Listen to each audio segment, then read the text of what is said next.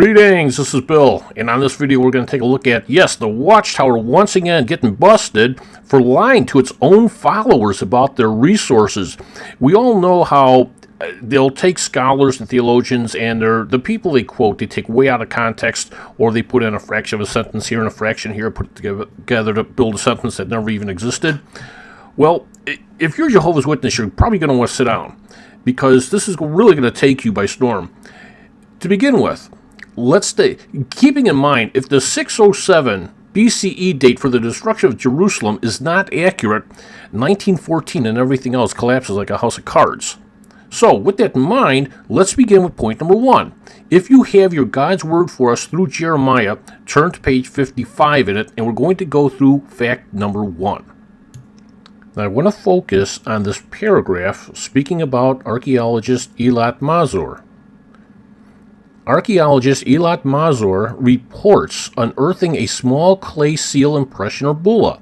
It was found in 2005 during a supervised excavation of a layer dating back to when Jerusalem was destroyed in 607 BCE. The seal bears the ancient Hebrew name Yahushua ben Shalemahu, which is Jucal, the son of Shelemiah, in English. Now, what you read here gives the impression as if archaeologist Dr. Eilat Mazur supports the 607 BCE date for the destruction of Jerusalem. She does not, and in an email denied it outright. But just so that you have proof she doesn't believe in 607 BCE, here you go. Here's a screenshot from a PBS online article dealing with the Palace of King David. So you can look up the website and go see it for yourself. Just a little bit further down in the article, you'll see this.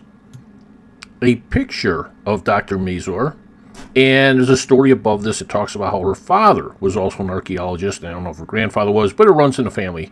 Either way, the article goes on to say that Mazur thinks that, centuries later, the tunnel may have served as an escape route during the Babylonian siege of Jerusalem in 607 BCE. Well, wait, it doesn't say, it says 586 BC.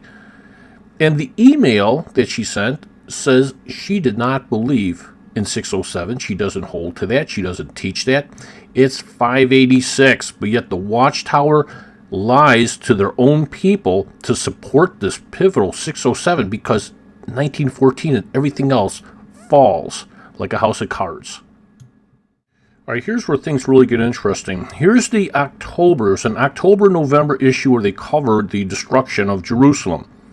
And oddly enough, just as an aside, in the October Watchtower, it asks this question. Now, they show a picture of a guy. There goes a guy. He's walking out of the Watchtower, right? They're leaving in droves because someone asked him the question, have you been lied to? And if you're a follower of the Watchtower, yeah, you've been lied to by your leadership.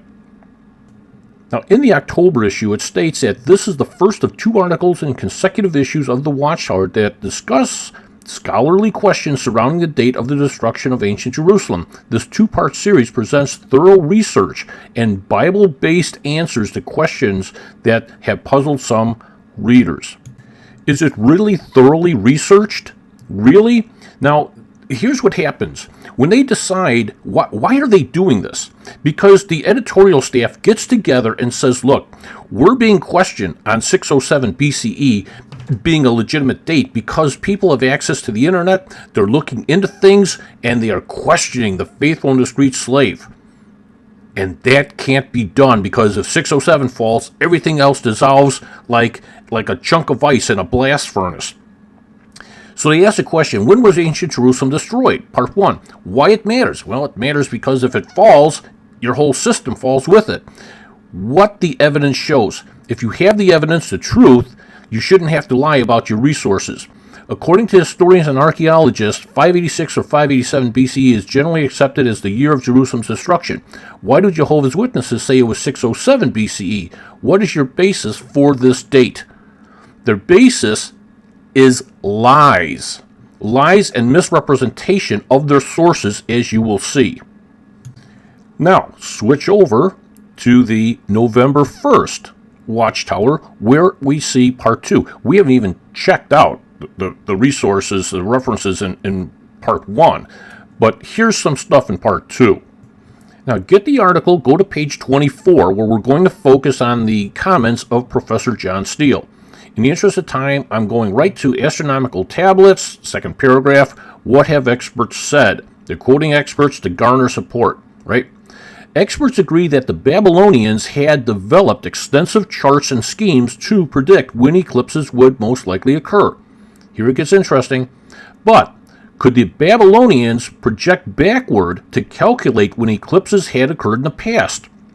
Quote, it is possible, states Professor John Steele, that some of the earliest predictions could have been made by projecting the schemes backwards when the text was compiled. Italics ours, because they want to italicize and highlight the words that support their theory of 607. Does Professor John Steele agree or oppose the 607 BCE date? Well, I'm going to provide a link that takes you to JEHOVAH'S and there's an article here, and this is what you'll see. A woman named Elimam, who wrote to Dr. John M. Steele. I love this woman. Here's a woman who says, I want to find the facts. She doesn't bury her head in the sand. All right, she's checking all things and holding fast to that which is true. And what does she do? She writes to John M. Steele, whose work is cited in footnote 18a of the article. He gave me permission to share the following response. Now, if you don't believe this woman, you write to John M. Steele and find out for yourself. Because are you going to trust the man himself, or are you going to trust your leadership who has a history of misrepresenting all their sources because they're biased, they're deceiving you, they're lying to you to support their doctrines? Here's what Dr. Steele said. Dear Miss Ellie, thank you for your email concerning the citation of my work in the recent Watchtower article. As you suggest, the author of this piece is completely misrepresenting what I wrote, both in what they say about the lunar 3 measurement and in what I say about the possibility of retrocalculation of eclipses. My comments on the latter were restricted to a distant and small group of texts which are different to the diary they are discussing. Just glancing through the Watchtower article, I can see that they have also misrepresented the views of other scholars by selective quotation out of context. I've looked at the date of the VAT 4956 on several occasions and see no possibility that it can be dated to anything other than the conventional date. Regards, John Steele. Now, for how long have I been banging the drum that they are lying to you, they are misrepresenting, just like in the Should You Believe in the Trinity booklet, just like in their 607 beliefs, everything they're holding to. Do you understand how if they let this slip through their fingers, millions of dollars are gone out of the watch? They'll fold. They have to cling to this, and they need you to be deceived. They need you to remain in the dark and not check them out. Do you understand the criticalness of what I am saying to you right now? This, my friends, is what a false prophet does. Now don't go anywhere, sit down, because we've got some more, right? Believe it or not, there's more. As you continue to read this article, you'll see a quote, several quotes actually. They cite Professor R.H. Sack. He's a leading authority on cuneiform documents, and they quote him in several different places.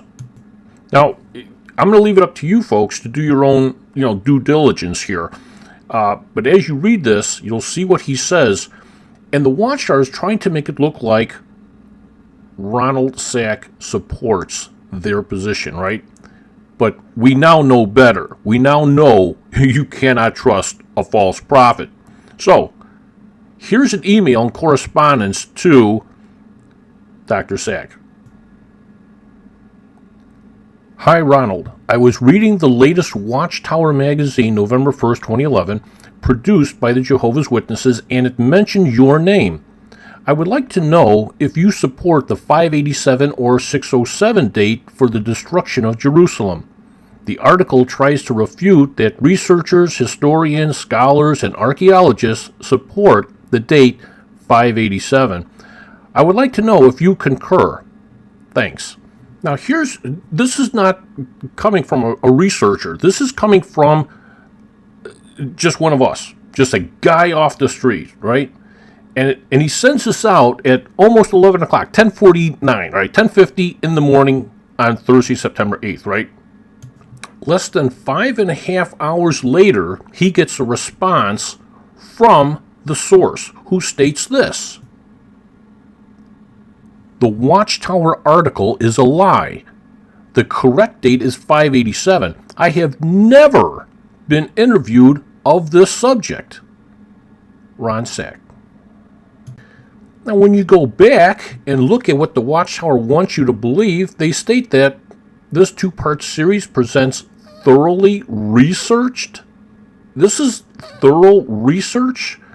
No, this is misrepresentation, manipulation, and deception, which is what false prophets are known for. And I wanted to say thanks, many thanks to Wake Up Witness. I have 2 words to describe Wake Up Witness: hard work, diligence, and awareness. And, let's see, one, two. Well, regardless, thank you very much. And what you folks may want to do is, you get a chance, get over to Wake Up Witness and just give them a big sloppy kiss, okay? What you are looking at and almost seeing are 607 alphabetized names of scholars that all oppose the Watchtower idea that Jerusalem was destroyed in 607 BCE. Now, if you want to hold to the boys in Brooklyn having more scholarly information and more knowledge than these 607 scholars, then that's like saying 2 plus 2 is 3, and I'm taking it to the grave with me no matter who and how many people tell me 2 plus 2 is 4. Do so at your own peril.